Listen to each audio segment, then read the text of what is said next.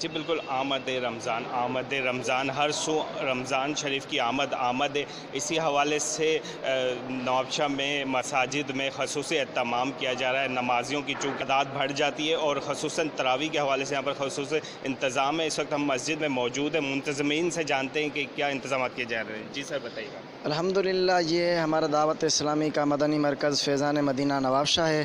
यहाँ पर भी रमज़ान मुबारक की आमद पर तरावी का बहुत ही अच्छे तरीके से एहतमाम किया जाता है। मोहल्ले के और अतराफ़ के जो इस्लामी भाई हैं वो नमाज़ तरावी पढ़ने के लिए और एक मुकम्मल कुरान करीम सुनने के लिए यहाँ पर हाज़िर होते हैं। तो इसी तरह ये बाबरकत महीना है, इसमें चाहिए दूसरों को भी चाहिए कि कुरान पाक पढ़ें, इबादतें करें, नमाज़ें पढ़ें। और जिस तरीके से कहा गया कुरान करीम में कि इस महीने में रोज़े फ़र्ज़ हैं, सबसे पहले तो रोज़ा हम पर फ़र्ज़ किया गया है।